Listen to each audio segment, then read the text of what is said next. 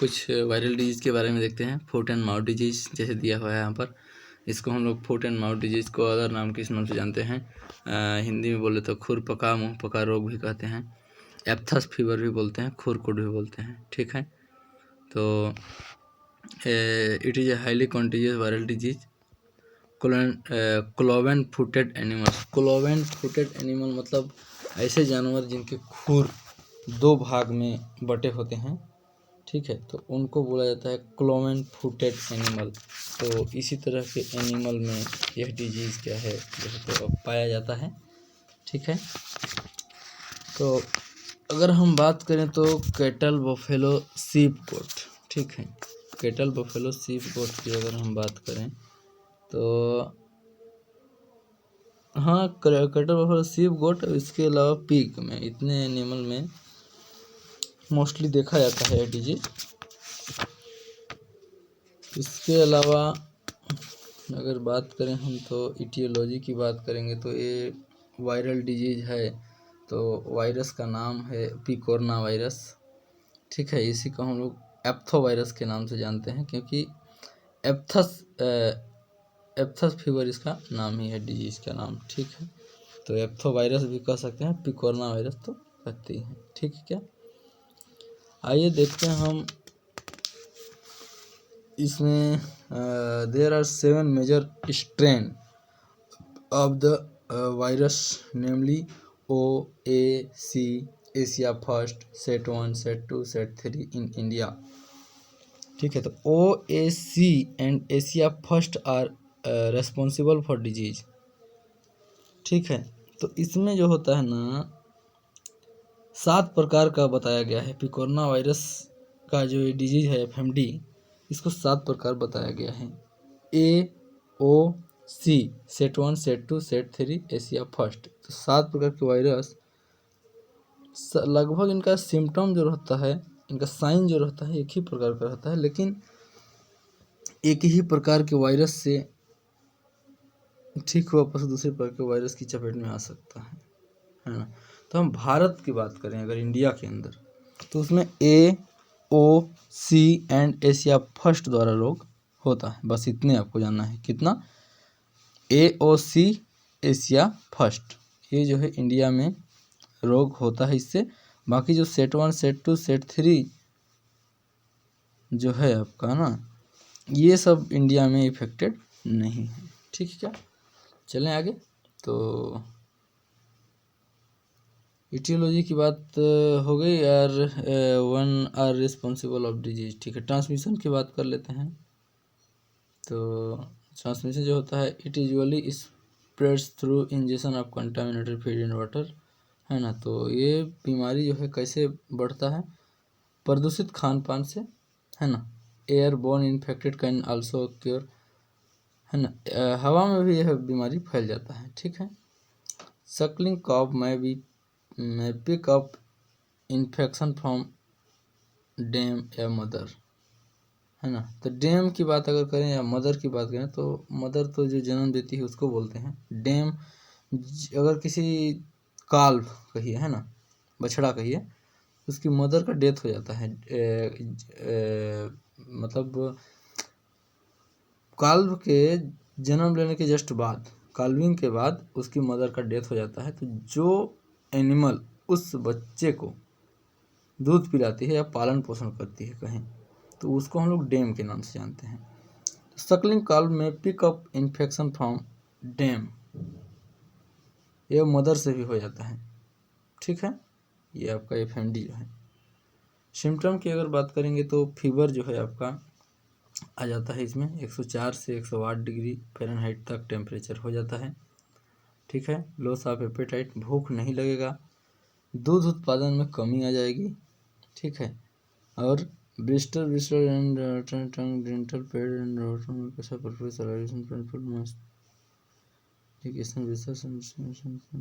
Lameness आ जाता है, लंगड़ापन, क्योंकि आप जान रहे हैं कि खुर में अगर छाला हो जा रहा है या फिर मुंह में छाला हो जा रहा है, तो खुर में छाला होगा तो सही सिंपल सी बात है कि चलने फिरने में एनिमल को क्या होगा?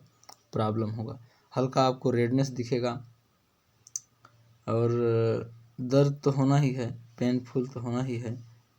ठीक है। Stamping of fit, recovery with in 8 days, A complication of doesn't occur. ठीक है। डायग्नोसिस की बात अगर करते हैं तो बेस्ड ऑन सिम्टम के आधार पर हम पहचान सकते हैं बीमारी। सीधी सी बात भैया, मुंह में छाला हुआ है तो खुरपका मुंहपका रोग ही है। हो सकता है आपका क्लोवन फुटेड एनिमल की बात हम कर रहे हैं तो हो सकता है कि पैर में भी हो जाए, देखने को आपको मिल जाए, चलने फिरने में प्रॉब्लम होती है। ठीक है। Isolation of virus from vascular fluid, तो हमको क्या करना है, virus from vascular fluid isolation करना है। ठीक है। सेरोलॉजिकल टेस्ट मतलब antibody test, animal inoculation test. ठीक है। पोस्ट एफएमडी ऑक्यूपेशनल मतलब हमको क्या करना है, हाँ अगर एफएमडी हो गया तो क्या हो सकता है, देखो एबॉर्शन हो सकता है, इनफर्टिलिटी हो सकती है, मेस्टाइटिस हो सकता है, न्यूमोनिया हो सकता है, डिफॉर्मिटी हॉप्स, एनीमिया हो सकता है, excess growth of hair, painting. Treatment की बात करें तो there is no specific treatment, मतलब इस बीमारी का कोई खास स्पेशल इलाज नहीं है, बट हम सेकेंडरी इन्फेक्शन को रोकने के लिए जो आपका लक्षण है, लीजन है, ये सब के असर को कम करने के लिए कुछ दवाई देते हैं। ठीक है। तो क्या देंगे भाई, इंजेक्शन देंगे तो आपका ऑक्सीटेट्रासाइक्लिन दे सकते हैं आप, ज़्यादा नहीं देना है, हाई डोज नहीं देना है, इसमें आपको 5 mg पर kg बॉडी वेट के हिसाब से देना है। जैसे हमने पढ़ा था कि बैक्टीरियल डिजीज एंथ्रेक्स वगैरह हो गया तो उसमें जब हम एंथ्रेक्स हो गया, हेमोरेजिक सेप्टिसेमिया हो गया, ये सब में हम लोग ऑक्सीटेट्रासाइक्लिन को इंट्रामस्कुलर या फिर इंट्रावेनस देते थे, तो उसमें हम 10 mg पर kg बॉडी वेट के हिसाब से दे देते थे, बट यहाँ पर ज़्यादा नहीं देना है।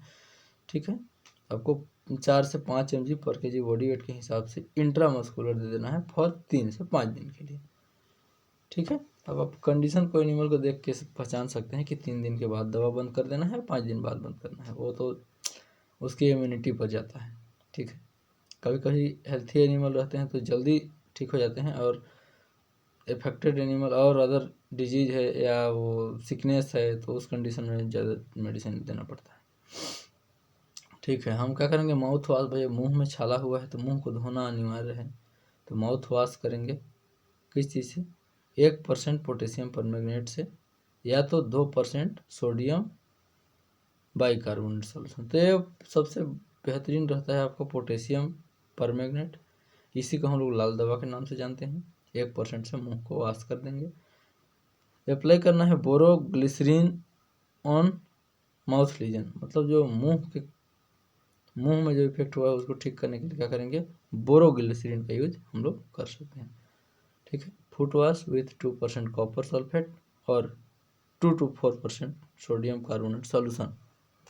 पैर को भी धोना है क्योंकि पैर में भी छाला हुआ है, आपको मालूम है खूर पका मुँह पका इसका नाम ही है, तो खूर में से भी हो सकता है रेडनेस देखने को मिले, पेनफुल हो, लेमनेस तो होता ही है, तो इस कंडीशन में हमको फुट को भी वॉश करना है 2% कॉपर सल्फेट के साथ, है ना। इसके बाद अप्लाई मिक्सचर ऑफ कोल तार एंड कॉपर सल्फेट, मतलब कोल तार का 5 भाग और 1 भाग कॉपर सल्फेट को मिला के आपको क्या करना है, लेप करना है। ठीक। आइए देखते हैं कंट्रोल के बारे में, भाई कंट्रोल कैसे होगा बीमारी।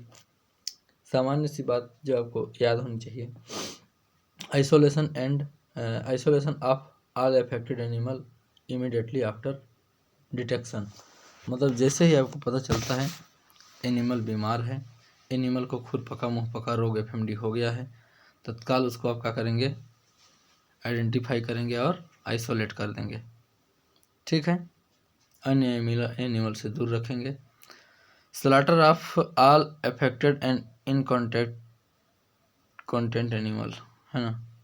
इसमें कहा जा रहा है कि आप क्या करेंगे, जो जिसको भी एफएमडी हो गया है उनको आप तत्काल स्लॉटर कर दीजिए, बट इंडिया में नहीं करते हैं ऐसा, अदर कंट्री में स्लॉटर कर दिया जाता है उनका, और मीट पर्पज से कैटल बफेलो शिप गोट का भी यूज कर लिया जाता है, बट इंडिया में ऐसा देखा नहीं जाता है। तो restriction of animal movement by regulation, मतलब उसको इफेक्टेड प्लेस में विचरण नहीं करने देना है, घूमने फिरने नहीं देना है, ये बोल रहे हैं, बैन कर देना है, not allowed. Contaminated body bedding and fodder should be burned, मतलब जो भी आपका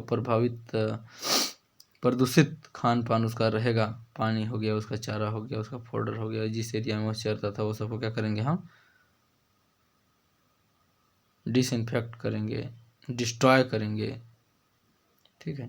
cattle shed must be clean and disinfected with 1 to 2% couch soda और फार्मेलिन, मतलब अगर शेड है आपका कैटल शेड तो उसको क्लीन करना पड़ेगा, तो 1 से 2% आप कास्टिक सोडा यूज कर सकते हैं, या तो 10% फार्मेलिन भी यूज कर सकते हैं, ठीक है। 10% फार्मेलिन यूज करके, कास्टिक सोडा या फार्मेलिन यूज करके आप सेट को क्लीन कर सकते हैं। Human movement to and from infected premises must be reduced to minimum through disinfection of all the utensil and cloth of the attendant। हाँ, मतलब जो भी आप कपड़ा पहना है उसको अपनी सुरक्षा स्वयं रखनी चाहिए। आपका जो अटेंडेंट होगा उसको, भाई अब एनिमल के पास गया है, एनिमल के संपर्क में रहा है, जिस कपड़े को पहन के उसको पहन के अदर प्लेस पे ना जाए, नहीं तो इन्फेक्शन वहाँ हो सकती है, ठीक है। बस यही बात है। बाकी वैक्सीनेशन की बात करें तो रक्षा FMD वैक्सीन आता है, जिसको आप 3 ml सबकट दे सकते हैं। FMD वैक्सीन आता है, उसको 5 ml सबकट एवरी 6 मंथ में दे सकते हैं। आपका अगर इफेक्टेड एरिया है तो उस कंडीशन में 6 मंथ में देना है, अदरवाइज ईयरली एनुअली दिया जाता है। सितंबर, अक्टूबर एंड मार्च अप्रैल में 2 बार देने की बात कर रहा है, कोई दिक्कत नहीं, दे सकते हैं। Clovax 3 ml subcut in bovine, 2 ml subcut in small ruminants, ठीक है। चलिए हम अगला डिसीज की बात करते हैं, रेबीज की बात करते हैं। तो नॉर्मली लोग कहते हैं कि कुत्ता काट दिया तो रेबीज हो जाएगा, ठीक है। आइए इसके बारे में हम लोग थोड़ा डिटेल में देखेंगे। रेबीज एक क्या होता है, वायरल डिजीज है। रेबीज क्या है, वायरल डिजीज है। तो इसको हम लोग और किस नाम से, हाइड्रोफोबिया के नाम से जानते हैं।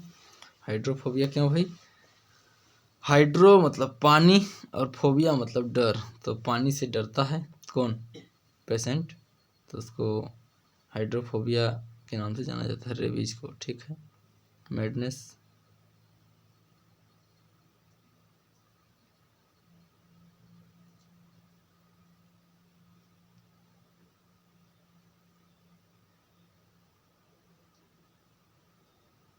हाइड्रोफोबिया, मैडनेस,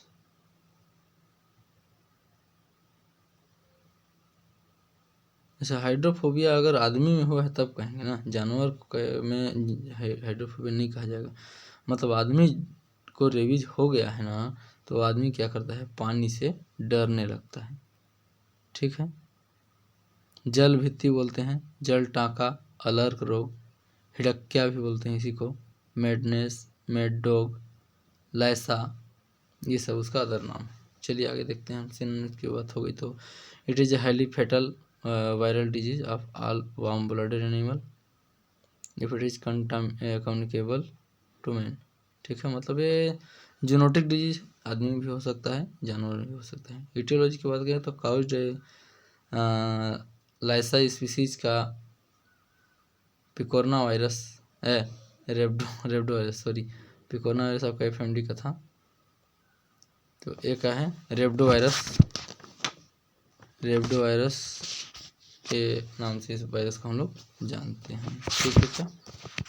चलिए जस्ट ट्रांसमिशन की अगर हम बात करें तो ट्रांसमिशन की अगर बात करें तो उसमें spread almost always by the bite of rabid animal, मतलब जिस एनिमल को या जानवर को, चाहे वो कुत्ता हो चाहे वो बिल्ली हो, उसको रेबीज हुआ है और वो अगर काट देता है तो अदर एनिमल जिसको काटेगा, चाहे अदर एनिमल को काट दे चाहे आदमी को काट दे, तो उसको क्या हो जाएगा, रेबीज हो जाएगा। It is spreads almost always by the bite of rabid animal through contamination of skin wound by fresh saliva of infected animal.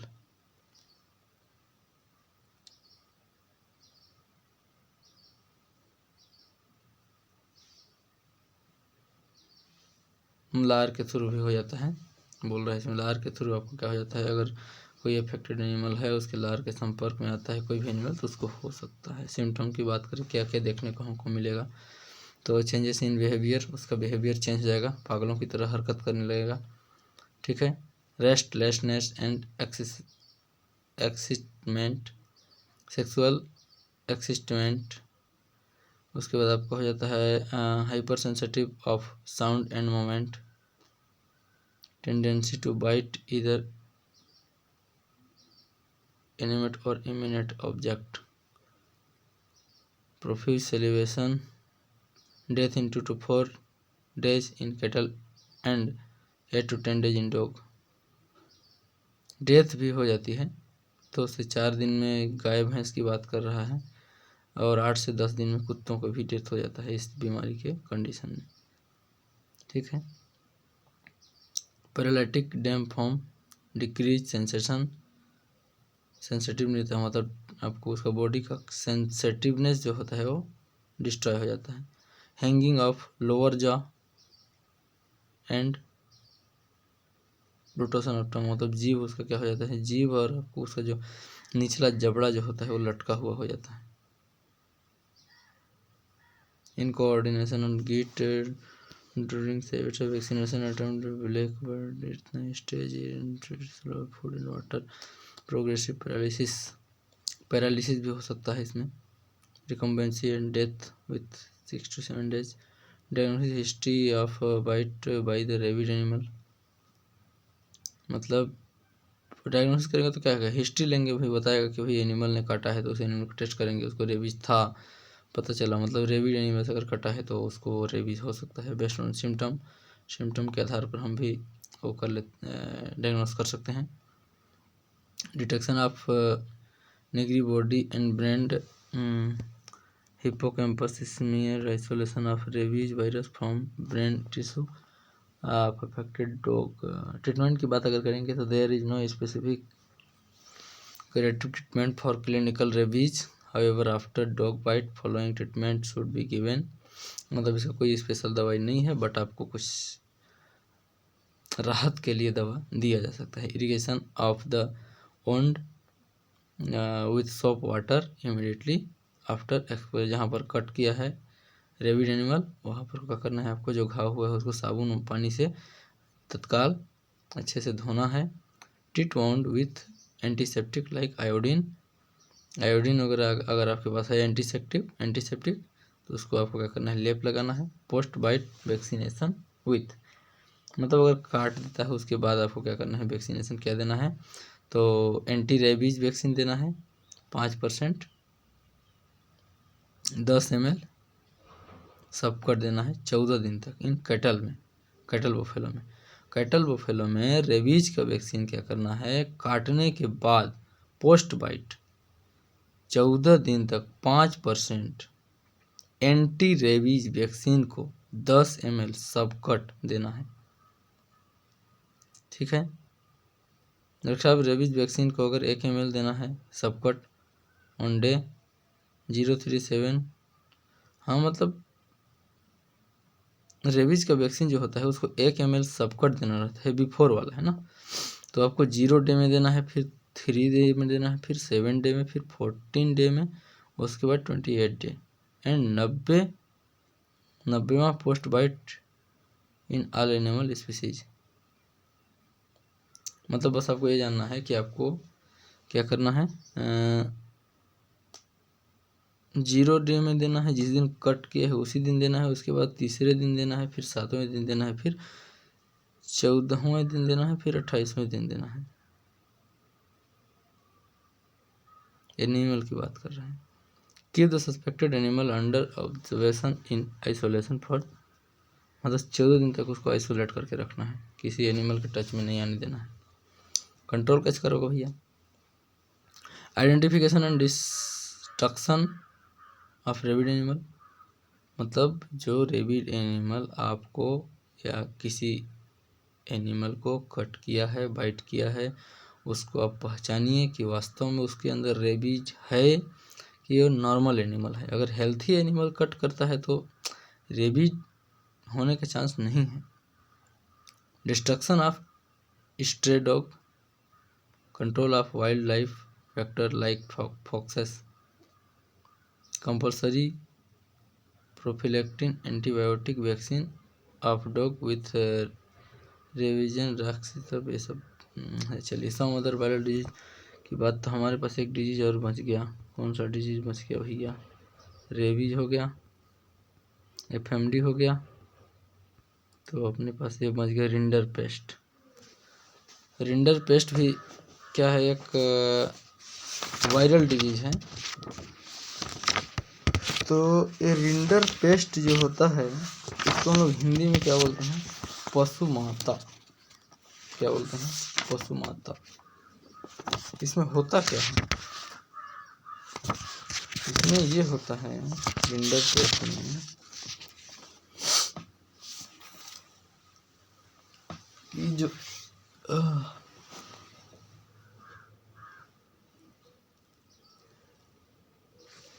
इसके अदर नेम की अगर बात करें हम रिंडर पेस्ट का, साइनोनिम्स कहिए तो बोवाइन टाइफस, पोंकनी कहते हैं इसी को, माता रोग कहते हैं, पशुओं की महामारी भी कहा जाता है, कैटल प्लेग, ठीक है, बोवाइन टाइफस, बलकांडी, ये सब इसका क्या है? साइनोनिम्स है। It is an acute highly contagious viral disease of ruminants and pig. Exotic crossbreed and young cattle are more susceptible to this virus. मतलब इस बीमारी जो होता है रूमिनेंट में होता है, साथ में पिग में भी हो जाता है, ठीक है। तो साइनोनिम्स की बात हमने कर लिया है। वायरल डिजीज है, आपको पता है, रिंडर पेस्ट है, इसी को पशु माता कहा जाता है, ये भी आपको पता है, ठीक है। जैसे कि अब हम कहते हैं तो the disease mostly commonly occur during rainy season, तो ये जो है बरसात के मौसम में होने वाला बीमारी है। द मोर्बिडिटी रेट इज 100%, मतलब इसमें डेथ होने का बहुत ज़्यादा चांस रहता है। While mortality rate is 25 to 90%। The disease has now nearly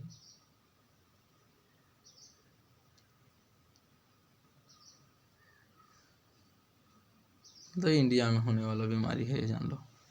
aetiology की बात करें, इट इज काउज्ड बाई अच्छा, वायरस का नाम बताना पड़ेगा यहाँ पर, क्योंकि रिंडर पेस्ट वायरल डिजीज है। तो एटियोलॉजी की बात अगर करें तो इट इज काउज्ड बाई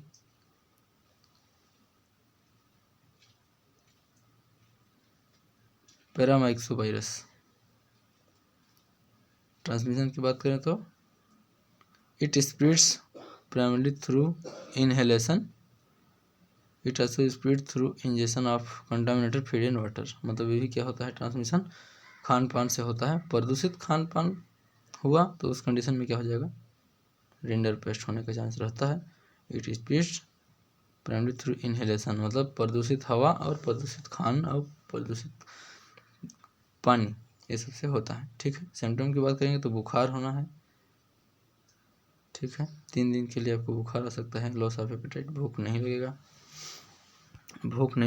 दूध उत्पादन में कमी आ जाएगा अगर मिल्किंग एनिमल है तो। सस्पेंडेड रूमिनेशन, जुगाली करना बंद। Conjunctiva become dark red, congested, इसके बाद नाक से डिस्चार्ज निकलना शुरू हो जाएगा।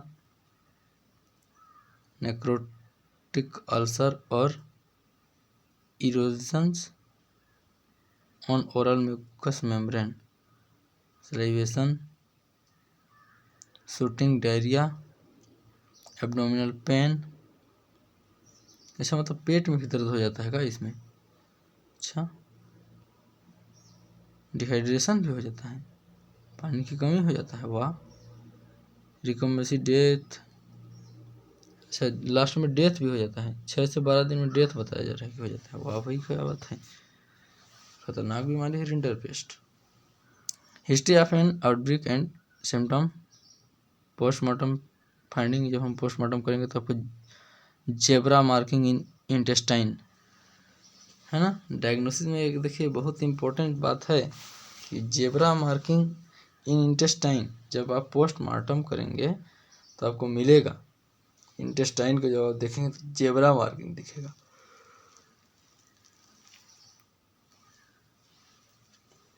पशु माता में बात करें isolation of virus from blood, spleen and lymph node, ठीक है। सेरोलॉजिकल टेस्ट भी कर सकते हैं, एंटीबॉडी टेस्ट। ट्रीटमेंट की बात अगर करें हम तो it is a very little help in rinderpest, however the following treatment may prove beneficial in reducing the death rate among affected animal. Antibiotic like penicillin, streptomycin, oxytetracycline should be given to check secondary bacterial infection. हाँ, ये कोई इसका खास दवाई नहीं है, लेकिन आप एंटीबायोटिक के थ्रू कंट्रोल कर सकते हैं। सेकेंडरी ग्रोथ नहीं होगा, मतलब बढ़ेगा नहीं, बीमारी जितना हो उतने पर रुक सकता है, धीरे धीरे ख़त्म हो सकता है। तो आप एंटीबायोटिक का यूज करेंगे। पेनिसिलिन है आपके पास, स्ट्रेप्टोमाइसिन है आपके पास, ऑक्सीटेट्रासाइक्लिन है, कोई भी एक तो आप यूज कर सकते हैं, ठीक है।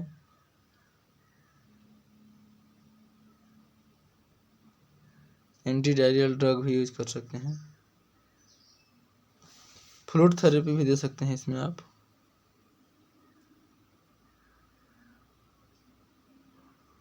है ना। डेक्स्ट्रोज सेलाइन दे सकते हैं, डेक्स्ट्रोज नॉर्मल सेलाइन भी दे सकते हैं। कंट्रोल की बात करें तो identification and isolation of sick animal, तो जिस जानवर को क्या हो गया है, डिजीज हुआ है, उसको हम क्या कर सकते हैं, आइडेंटिफिकेशन करेंगे और आइसोलेट कर देंगे, ठीक है। Complete prohibition on import of domestic ruminant pig and animal product from affected area, मतलब जहाँ पर आपको पशु माता के सिम्टम्स नज़र आते हैं वहाँ से आपको क्या करना है, एनिमल को लाना ले जाना नहीं करना है, ठीक है। Restriction of animal movement, animal को घूमने फिरने नहीं देना है, जो इफेक्टेड एनिमल है उसको खुले में नहीं छोड़ना है, ठीक ना, नहीं तो अदर एनिमल को इफेक्ट करेगा, उस प्लेस को भी इफेक्ट करेगा, क्योंकि वहाँ वायरल डिजीज पड़ रहे हैं। तो डिस्पोजल ऑफ डेड एनिमल, जिसका मौत हो गया उसको डिस्पोज करना है। डिसइंफेक्शन ऑफ कंटामिनेटेड शेड, है ना, तो आपका जो कंटामिनेटेड शेड है, प्रदूषित शेड है, उसको तो डिसइंफेक्ट करना पड़ेगा। तो हम तो कास्टिक सोडा 10% या तो फार्मेलिन 10% या तो फिर 5% फिनाइल का यूज करते हुए हम डिसइंफेक्ट करते ही हैं, ठीक है। वैक्सीनेशन की बात अगर करें तो tissue culture rinderpest vaccine, TCRPV, tissue culture rinderpest vaccine 1 ml देना है आपको सबकट एवरी अल्टरनेट ईयर, 1 साल बीच करके आपको देना है एकांतरा में, ठीक है। It can be given in all animal. Freeze डाइट गोट टिश्यू वैक्सीन FDGTV, चलिए हो गया, उतना हो जाएगा, ठीक है। तो आज के लिए इतना ही, थैंक्स फॉर वॉचिंग।